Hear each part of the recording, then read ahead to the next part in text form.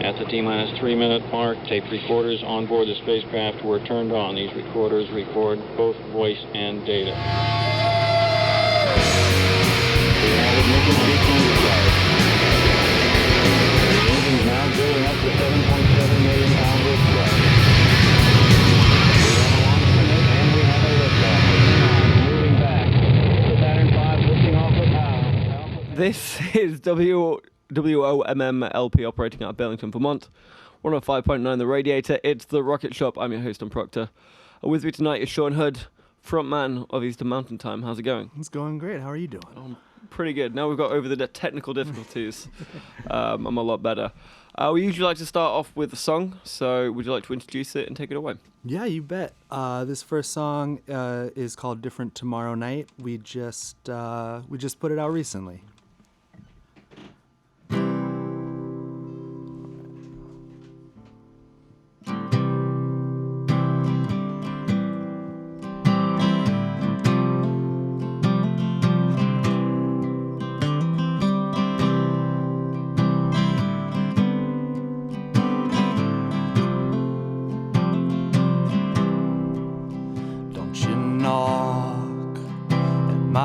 Door like you ain't been here before, like we don't play these games anymore. You can judge all my things and throw up in my sink. I'll get a pillow, my headphones, and sleep on the floor. And I know in the morning, before the break of dawn, well, I'll still be snoring, and you'll already be gone.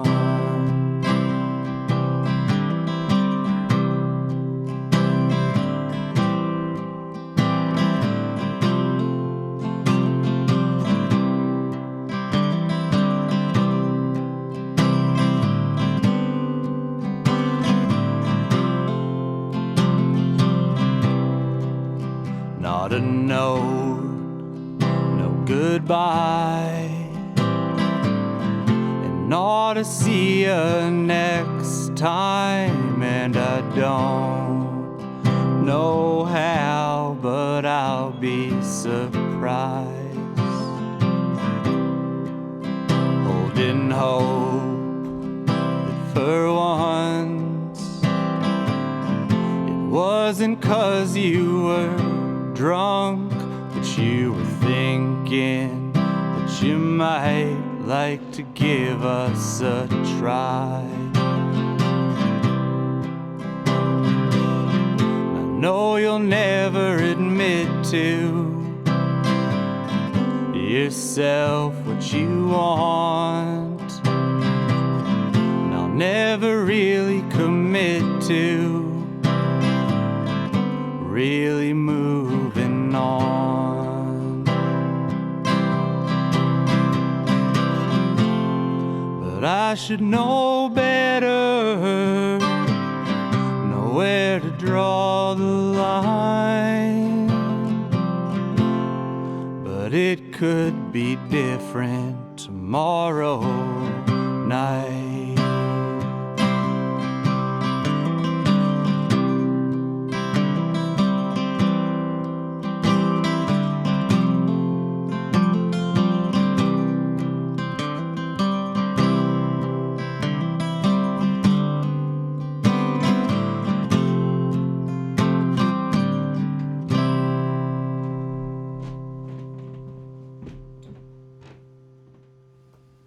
Different Tomorrow Night there by Eastern Mountain Time. Beautiful single. Thank you.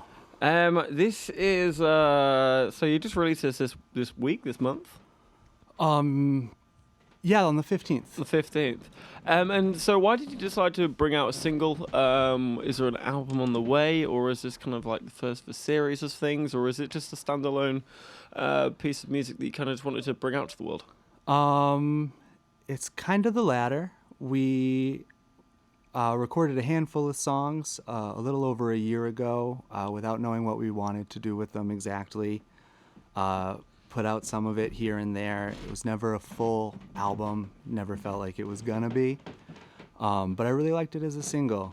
And we released it with just kind of 2 B-sides. And no physical release, just Spotify and Bandcamp and iTunes and things like that. I also think, I've put out some albums. I have a feeling that people are a little bit better at listening to shorter releases. Just like 3 songs isn't a huge ask of an unknown artist that you might not know. Mm-hmm. Whereas investing in a full-length album, that your time and your money has mixed results. So Right. It felt good to just kind of put something small out there, like a little teaser of nothing. What might not be to come. Exactly. Would you, based on the success of this, would you continue doing releases like that down the line? Are you now a 2-album man only, and from now on it's just going to be random singles every now and then?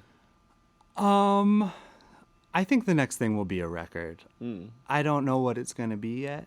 Kind of another way that these songs came about the way they did was that we had kind of made a record, had some stuff that was written right after we had recorded. So we were still kind of had some momentum going from that. And we just didn't want to lose it. So we grabbed these songs and just recorded them without knowing what the release would be. So they're kind of a follow-up to the record we made. The next thing I'm hoping is going to be different. And I'm not sure what it's going to be.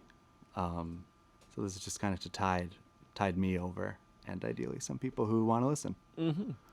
And I mean, you say you don't really know what the next thing's going to be. Do you know at least, is it going to be within just a Mountain Time? Is it going to be a solo effort? Are you going to be working with anyone else?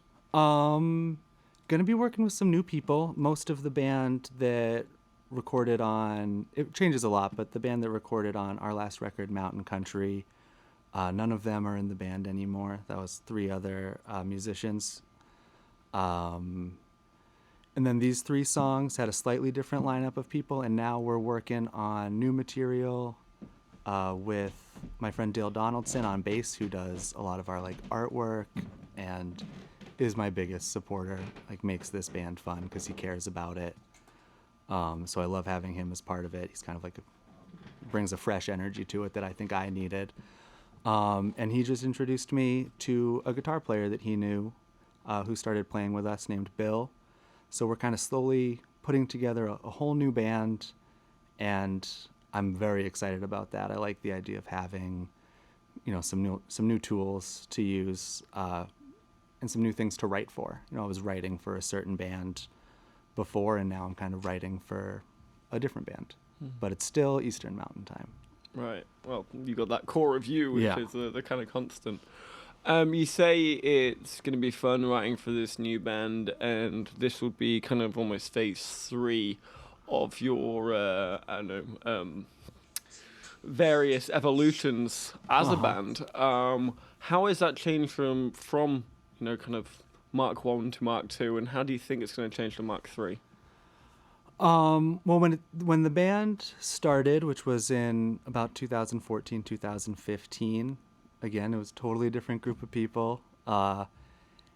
And I was still kind of figuring out how to write for a band, and it was loud and kind of sloppy. I think it was great. I had a lot of fun doing it, but that was kind of more of a noisy bar band. So that was kind of phase 1, and then phase 2, we had this country band that we got together with bass, drums, and pedal steel guitar, and a lot of piano stuff. And so I kind of we set out to really write a country album with that lineup, because I'd always wanted to make one. And I think we did. I feel like accomplished, like we did that. So I don't want to do it again. Really, there's always going to be, I think, country influence and folk singer-songwriter influence in my songs. But I kind of did the thing I wanted to do, and now I'm just putting together new ideas. I'm really not sure. It's hard. It's not my natural instinct is to kind of write country songs, and I'm not doing that right now. What are you writing instead? Just trying to get out of the breakup song genre.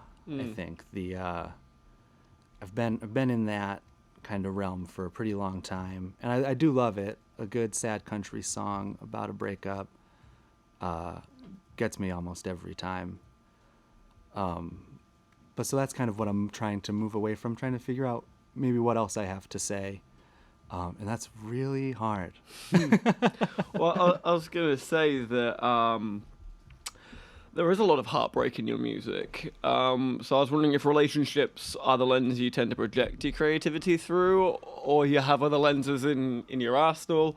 And based on what you're saying, kind of where you're looking to now in terms of your life, and what elements of your life are you bringing into your new creative efforts? Yeah, that's a great question. I think I did use that lens, that has been my lens for a long time, in songwriting and largely in my identity also. I've grown a little bit, and things have settled down a little bit. So now what I really want, I want to find a way to really write just about who I am and where I am at in a, hopefully relatable way, about in every regards except for romantically, basically. Like I have a rich life that I've never figured out how to write about. But it's a struggle. It just requires going deep. I think a breakup sentiment, because it's so raw, it's pretty easy for me at least to access it and pull something out of it. It's kind of right there on the surface. So kind of going down deeper than that into like just what it is to be human or say something meaningful about my existence just requires a lot more digging. And it's going okay. Well, I do feel that breakups, as you were saying, you are so raw that it's easy to kind of tap into that creativity of that because all the emotions on the surface. Exactly. Whereas if you're actually going to start examining yourself, well, you might have to have your therapist along for the creative ride. Oh yeah, just in order for you to, kind of. Yeah, he's a part of it. Yourself. Well, I'd love to hear another song. So would you like to introduce it and take it away? Yeah, of course. This next one I'm going to do is called Darker Now. It is one of the B-sides of this recent single. We recorded it as a full band, and it's kind of a fast song, a little bit outside of the country thing. I can't pull that off by myself, so I've slowed it down. But yeah, it's called Darker Now. All right.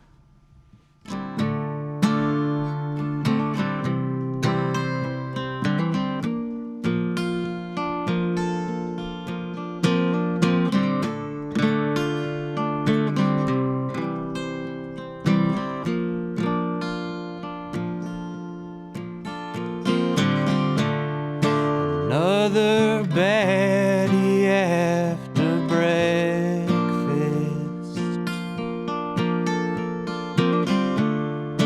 Morning came and then it went.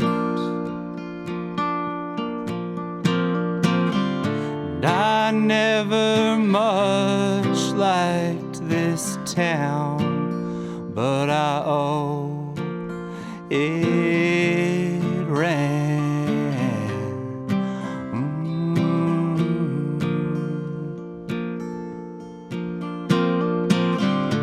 And once the house that I was born in, and And now my mother on the phone, she says her new couch is a fold out. I could still come home.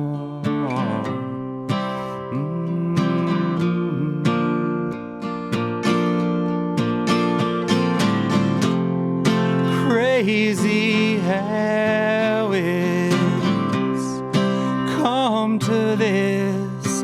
It's darker now than I knew existed.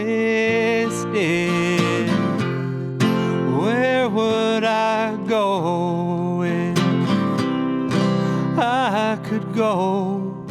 I don't know.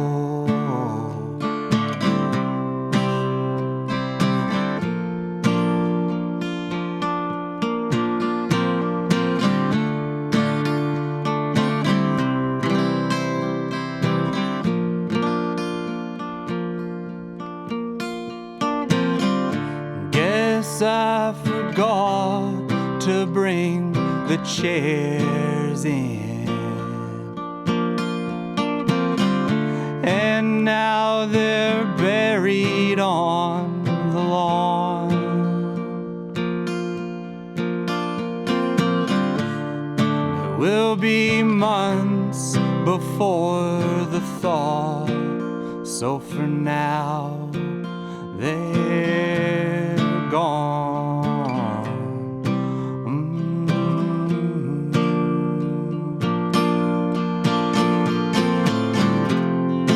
Crazy how it's come to this. It's darker now than I knew existed. Where would I go if I could go? I don't know.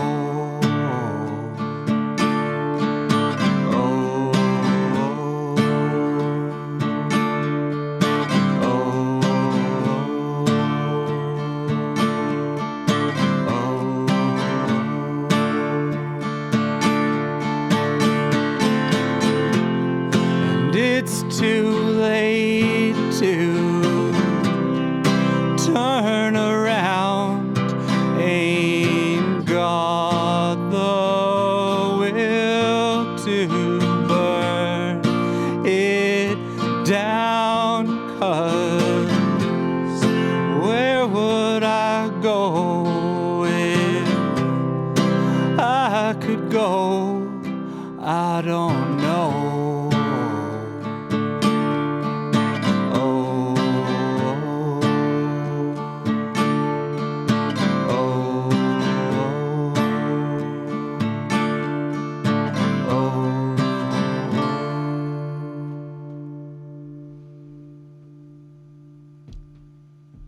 Darker Now there by Eastern Mountain Time. That song, again, has a lot of feelings to it. And I and I was wondering, with your pull towards country, is that because it has a tendency to kind of like allow for these kind of feelings as opposed to other genres which are, I know, maybe a little blunter with the way that they kind of explain these kind of emotions?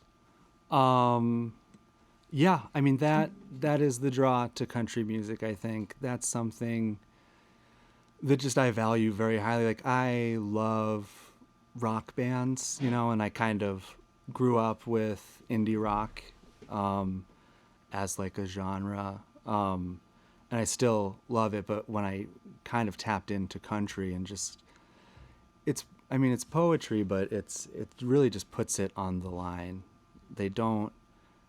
There's not much that you have to dig into or analyze to figure out, like what might they mean by that. It's just right there, which I just think is very appealing. Yeah. do you ever get and don't let me get you nervous, but ever get nervous or intimidated by kind of allowing your soul to be so open in live performances or indeed when you release albums or records? No, I. It generally brings me a sense of relief. I think.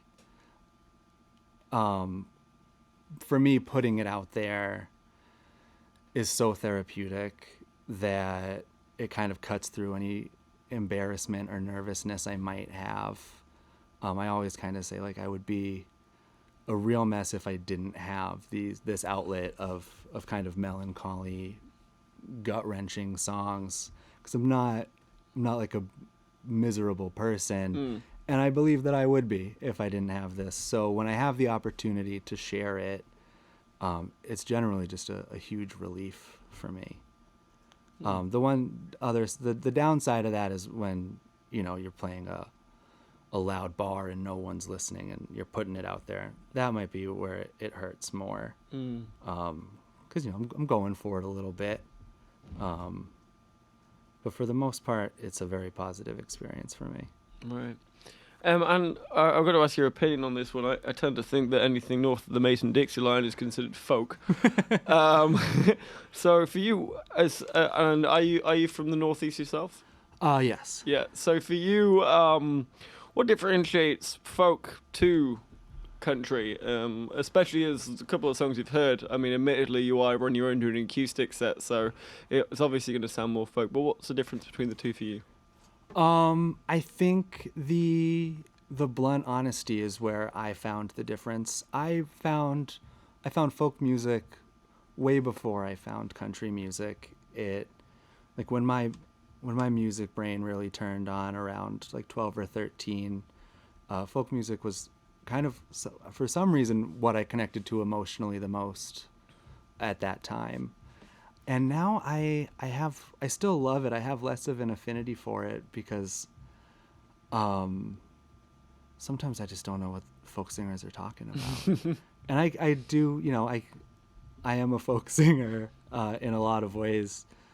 But I mean, I think for me, it takes a really good folk singer to hit me on an emotional level, like a Bob Dylan or like he can kind of bury a lot of what he's saying under layers and it can still get into me somehow, but he's Bob Dylan. Right. It's a high bar. It's a very high bar. And a lot of other stuff it just doesn't speak to me quite the same way.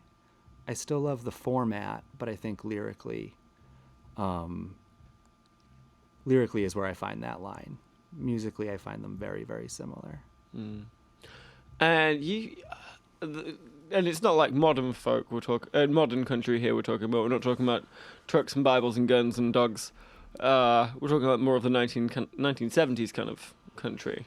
It's mostly 1970s country for sure. If there's a good one on Top 40 radio these days, I'll wear it out. But it's got to be I mean, the bar for Top 40 country for me is it better be really, really sad. Like if it's going to be that kind of cheesy, overdone production with that kind of, just the image of Top 40 country, it's got to be pretty gut wrenching. But there are some people I think like Dierks Bentley is a country singer who I really admire. His singles are all silly, like Drunk on a Plane, kind of stupid stuff like that. But then he has, folks like Chris Stapleton writing some of his tunes with him. So there's a bit of a line, but for the most part, it's George Jones, and even older, like a lot of Willie Nelson, a lot of Chris Christopherson, the real classic guys. And how do you feel about creating country around here? Do you find as many people to be able to collaborate with, to work with you in terms of the country being their number one genre, or you find there's a bit of a dearth of country singers around here? It's a little tough. The people I have, like the band too I recorded our album Mountain Country with, all have very, very varying tastes in music, and country was just kind of where we overlapped. But really, none of the music they play or we're playing outside of this band had kind of the same country sound to it. So there, I can pull it out of people a little bit, but I don't think it's anyone's natural inclination that I've come across around here, the way I feel it is for me. There are some exceptions to that. I mean, there's plenty of country radio stations kicking around though, so I've got to feel that out in the sticks there must be I think they're out there. a few country folk. Well, I'd love to hear another song. Where's this one from? Yeah. I thought I'd play a new one that I haven't played at all. Oh, we've got a big Heavy World exclusive. Yeah, a little bit. It was a long time. It was a long writing process on this one for some reason. I don't know why. It just took a little bit, but finished it just recently. It's called On the Carolina Wind. And yeah, it goes like this. Alrighty.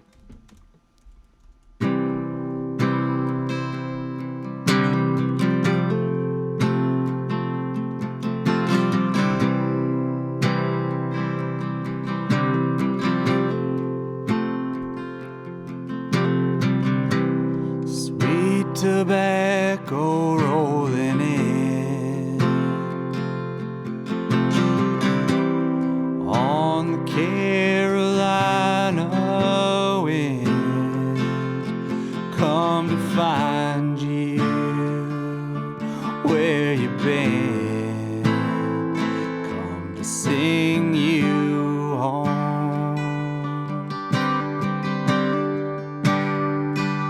Sing all the stories ringing in dead trees, still towering like cities, like all your memories. You're gonna have to leave these when you go.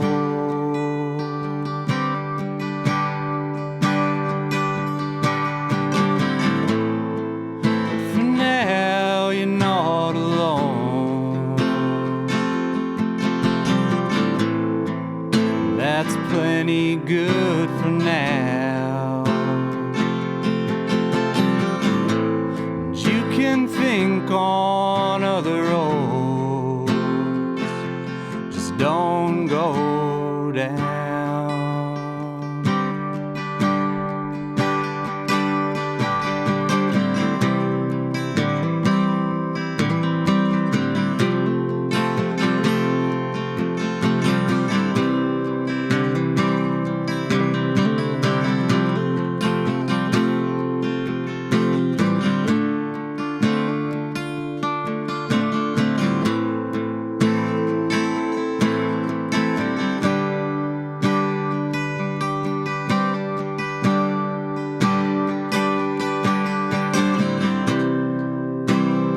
And I never knew it well.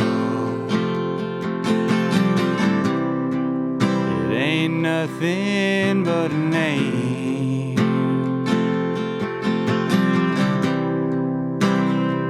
and only time will tell if the times do change.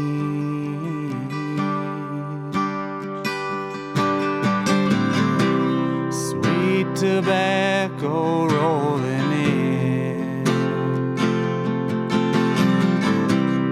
on the Carolina wind, come to find you where you've been, come to sing you home.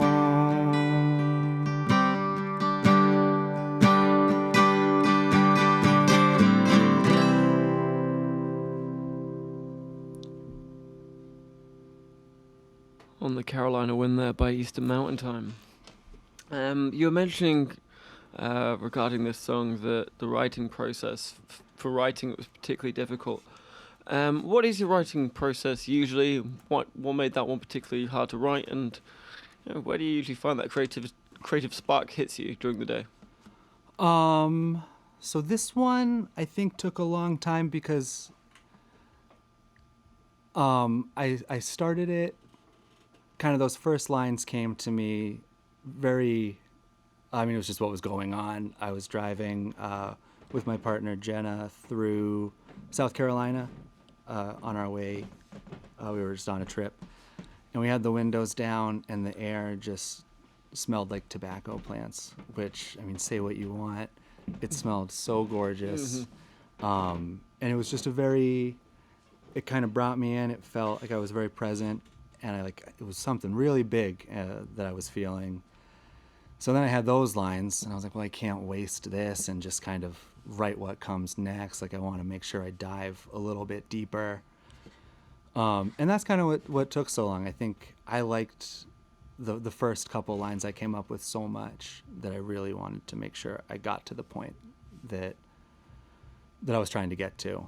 And that's kind of part of that my newer attempts at songwriting. Before my process they just came, and usually they came out of some suffering or some negative emotion, and I would get one line that I thought was just packed a punch. And the thing about country songs is you can kind of find that one line that packs a punch and just build around it. And most of the songs from our album, that was kind of what I did. I found a couplet of lyrics that I thought hurt, and I built from there. So it was a very different process, and it's something I'm having to learn as I do it, which is exciting. It was almost too easy before.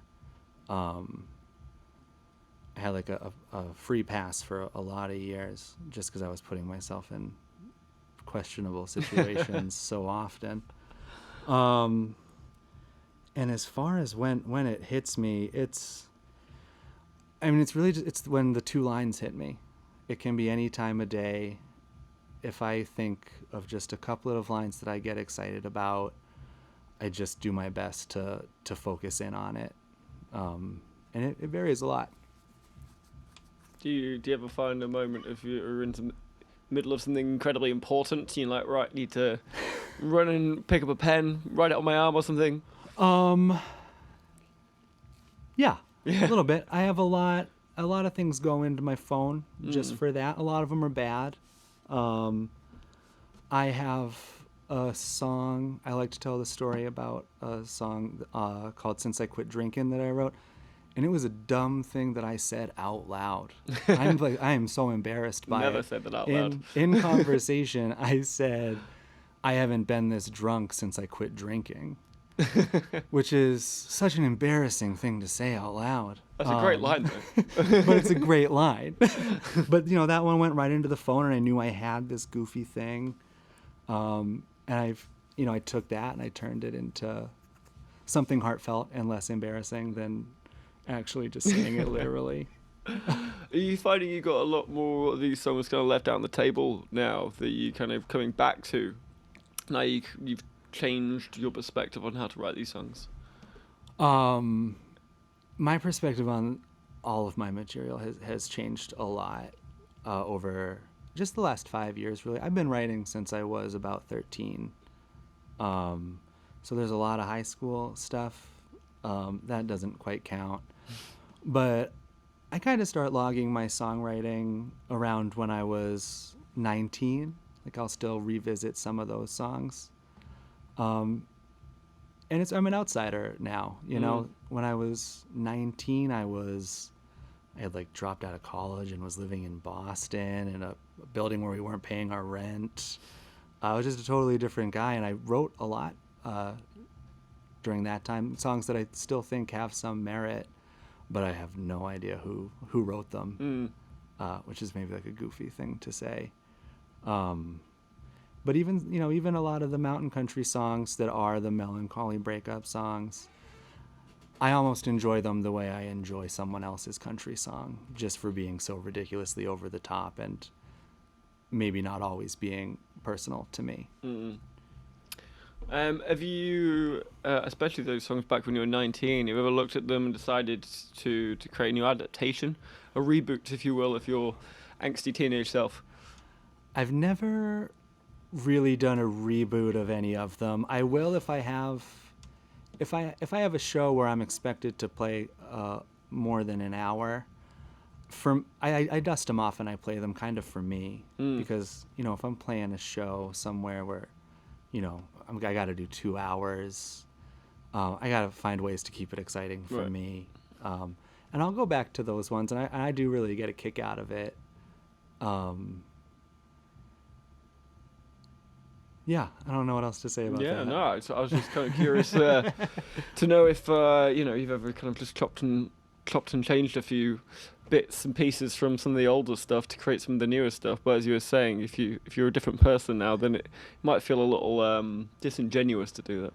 And I have a hard time chopping stuff up a little bit. Like there are definitely certain lyrics from I definitely steal my own chord progressions, but lyrically, I think there's some good stuff from songs that I maybe never recorded or really played, but they're kind of off the table for me at this point. I don't know why. It's like a weird purist attitude I have that's where they belong, which is totally silly, but very, very real. Yeah, no, you got to stick to your morals on that one.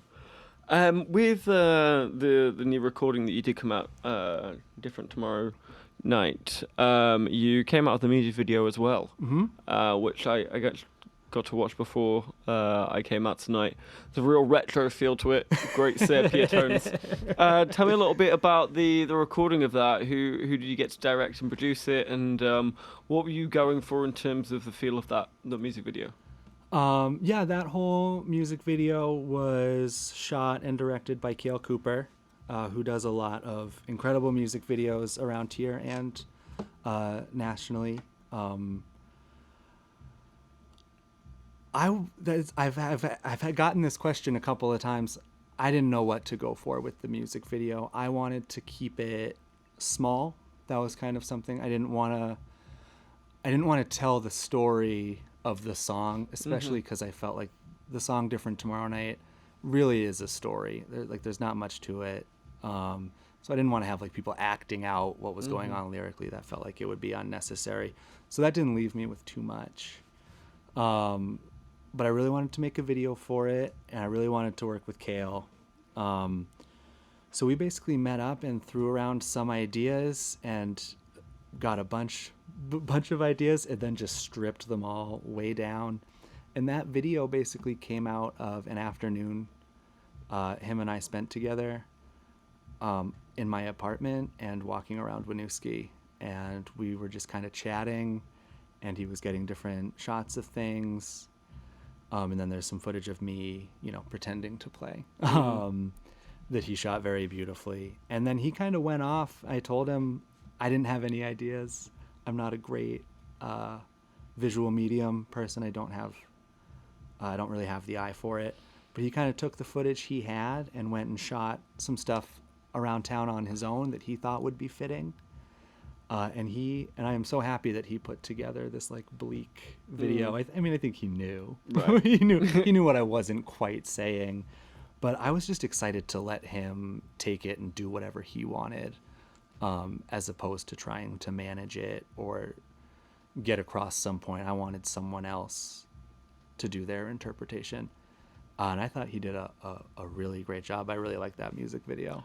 What I found quite fascinating about it is that I've never really seen a music video so focused on Burlington and Winooski and Vermont in general that isn't putting on a pedestal the fantastic nature of the place. It seemed urban rural, kind of center of a rural townish, and a bit bleak. And it wasn't really a massive focus on the nature. Wasn't like front and center, which. Yeah, you don't see that very often when you see videos of, or an interpretation of Vermont or Winooski or Burlington. So. It's true. Yeah, I like that about it. I think part of it, I live in Winooski. I haven't lived there for an incredibly long time. I lived in Burlington for years, but the second I moved to Winooski, I started just like, I identify as a Winooski resident. I just felt and feel much more at home there. And so since that's where we started, and kind of got those shots from around Winooski, which has, I mean, especially in like late November, it's a little stark. Mm-hmm. And I think, I mean, Cale shot a lot of stuff in Burlington as well, but I think he did it to kind of fit Mm-hmm. the Winooski feeling, which I love. Yeah, he certainly captured it. He captured it in a very unique way. I really liked it. It's bleak around here. It's not always that nice. Sometimes it is, yeah. Especially when you haven't seen leaves on the trees in months, and we've been under 2 foot of snow since December. Yeah, I remember I had to travel right around Thanksgiving, and I flew out of Burlington in the middle of a snowstorm. I keep on having that thought just because, like, that's how long this winter's been going on for. It's been really, really long. I think we're all doing a very good job considering how long it's been. Everyone's, for the most part, keeping their cool. At the moment, give it another couple of months. I guess end of February is when it falls off sometimes because people think it's over. Right. They are wrong. Well, I was listening to VPR earlier on today, and they were mentioning spring, and I looked out the window and saw 3 foot high, frozen to its core snowbank, and just like, I don't think you're kind of dreaming on this one. Yeah, it doesn't feel real. It does not indeed. Well, if you'd like to play another song for us, that'd be absolutely fantastic. Yeah, you bet. Maybe something to reflect the season. Oh boy. I mean, don't they all? Give me just 1 second here. I apologize. This season is not kind to my guitar. Imagine. Snapped strings galore.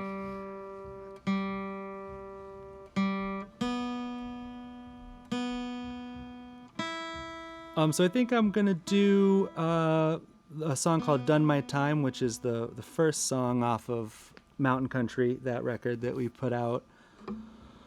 Gosh, a year and a half ago now. And yeah, it's a country tune. All right. Take it away.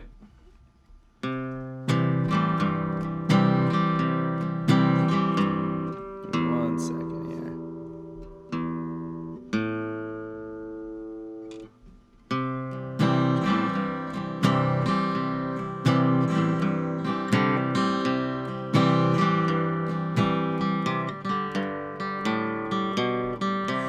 I wasn't calling to say I'm sorry. I was just calling to say so long.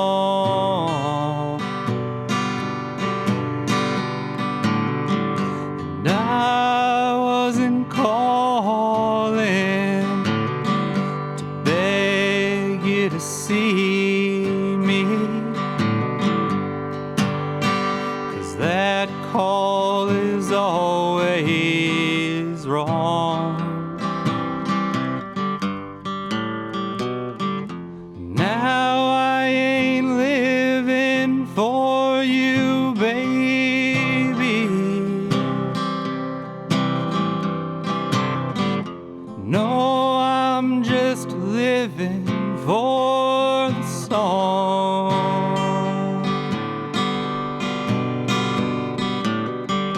And I wasn't calling to say I'm sorry, 'cause I was right and you were wrong.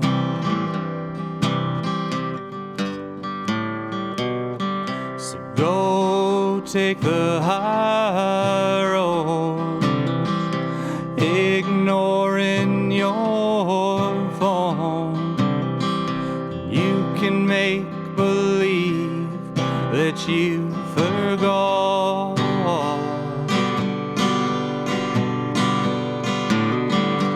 Old San Francisco, and Christmas back home, and breaking laws in parking lots.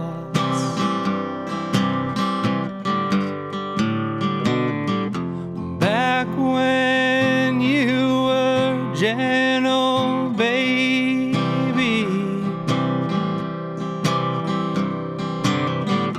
before you went and lost your mind.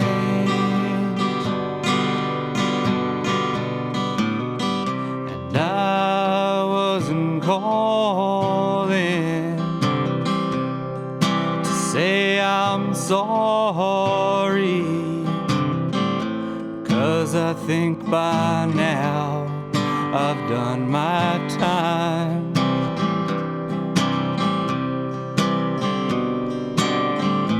Yeah, I think by now I've done my time.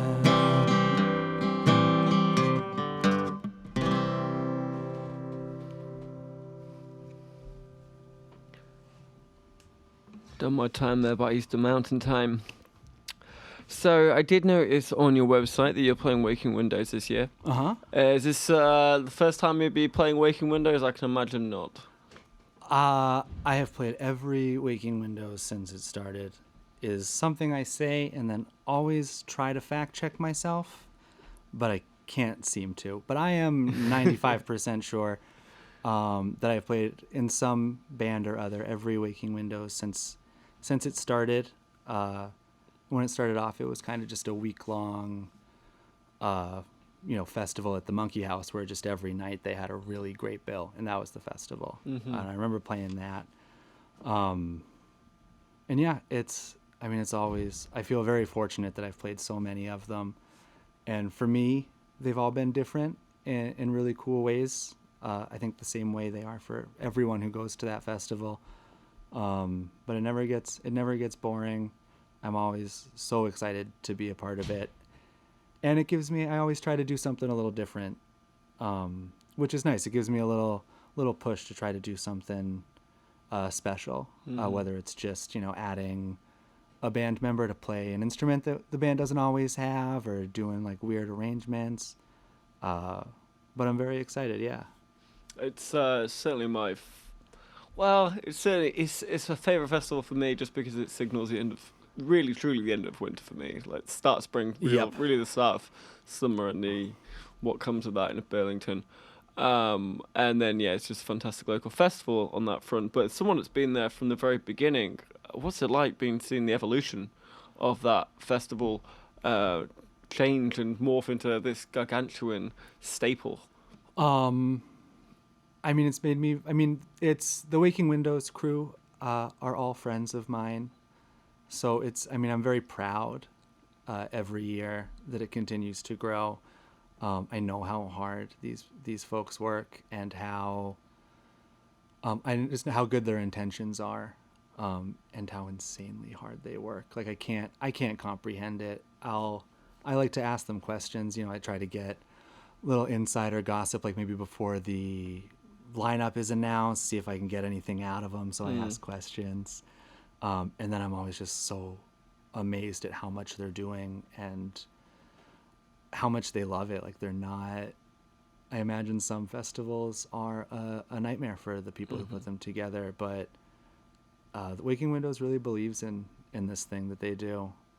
And it's been incredible. And they're all amazing. Yeah. It's never really felt like a cash grab as well. It's always felt like it's been a labor of love. I think it is. I think that's just from the roots of it, for what's important to them. I think, they love those bands they get, and they love those big name acts when they get them. But I think they really love the community, and they love the local bands. They have done an incredible amount as a group, between the Monkey House, which, I've played at hundreds of times. Patty Reagan from Paper Castles put me on some of my first good shows when I was 18. I had only played bad shows, and he gave me some of my first good ones. And Nick Mavadonis has always been a huge, huge support and just one of the sweetest people. It's definitely not a cash grab. It is a labor of, it's their job, but they found something really beautiful to do with their time, for sure. Absolutely. And so other than Waking Windows coming up this year, what other gigs are you really quite excited about? Yeah, I'm excited about all of them because I haven't been playing very much. I did a little week-long tour around the Northeast in the fall, just by myself, doing solo shows, and then kind of gave myself a little break after a lot of shows last summer and fall. So I'm kind of like gearing back up, and I'm excited about all the shows. We got one on March 17th, which is St. Patrick's Day, and also my sister Morgan's birthday. More importantly, obviously. Whatever. But that's going to be at the Light Club Lamp Shop with Ren Kitts and a touring musician called Viking Moses, who is an old friend of mine named Brendan, who I met when I was really just starting out writing songs. When I first started, I would go on message boards online and just post. I was like 13, 14. Does anyone need a show in Burlington? I'll book one for you at the Radio Bean. So touring bands would email me and I would book it. And he was one of those people who came through back then. And we've seen each other here and there throughout the years. But I'm very excited to share a bill with him and to see him. And he's an incredible songwriter as well. Kind of like a bit of a indie singer-songwriter cult hero. Kind of big in the like Deer Tick scene. Like he's good friends with all those folks, and I think has just supported bands like Deer Tick and other folks so much that they've been able to really pursue what they're doing. So he's a very beautiful person. And that's, Lamp Shop on March 17th. And then the one after that, I should know the date on it, but I don't. It's in April with a friend of mine, Jeremy Quinton, who plays under the name Small Houses. And that'll be at the Monkey House. Jeremy's toured through here a lot, and he's played Waking Windows a couple times. He's a Michigan guy. He lives in Austin, Texas now. One of my favorite songwriters.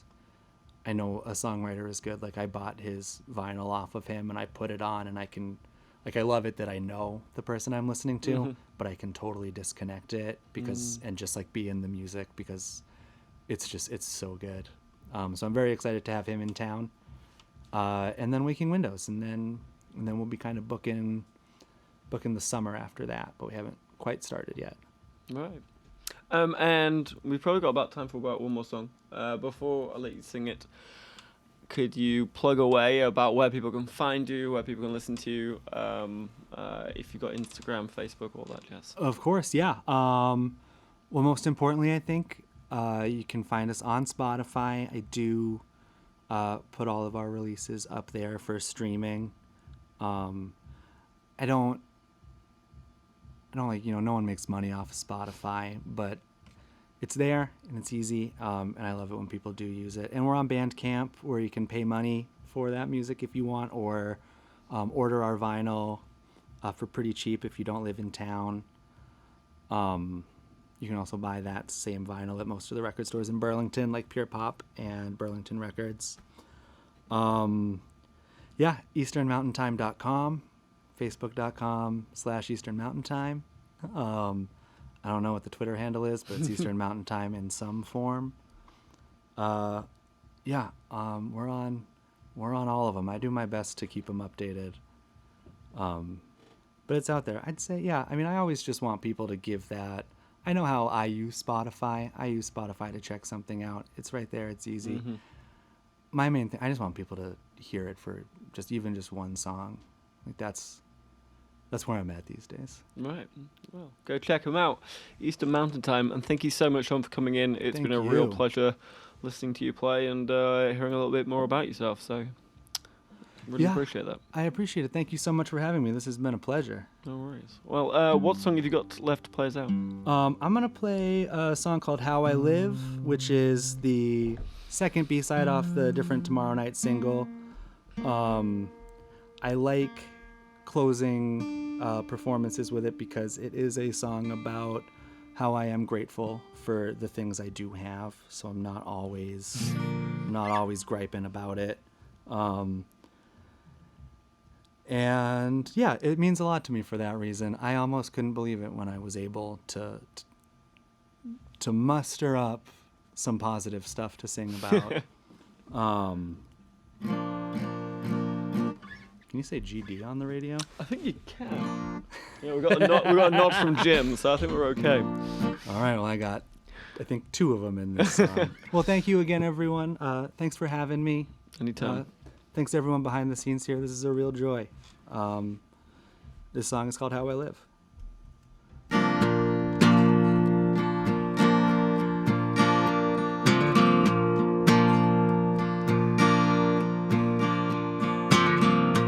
Guess I'm looking for something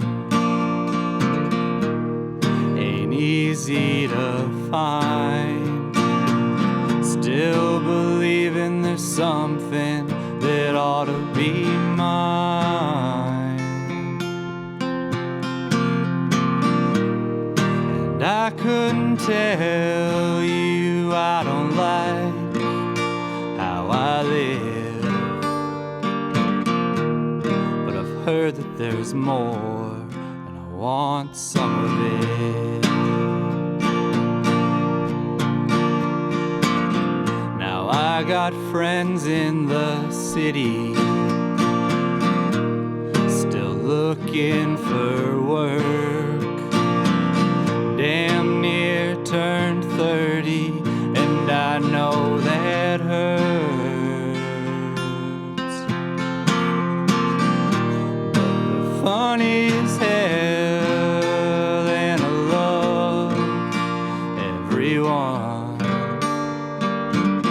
I hope that if I had some, I would give them some. Money's tight, Christmas coming, but my baby don't mind. She tells me about summer and everything's fine. And I remember I'm lucky, God damn it, she's kind. Might be lacking in some things, but I've got this time. And I couldn't tell you I don't miss being young, but I'm glad that it's over, and I'm glad that you've come.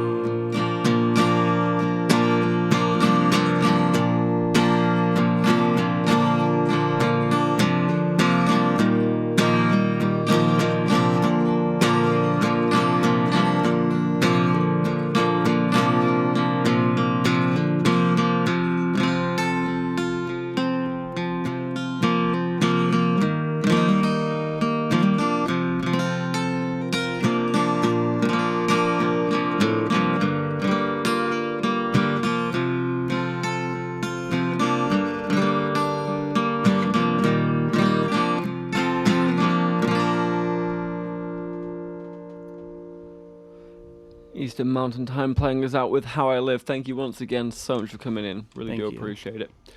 Catch us next week. We've got Eric George coming on The Rocket Shop. Same time, same place. This has been 105.9 The Radiator, The Rocket Shop. I've been your host, Tom Proctor, and good night.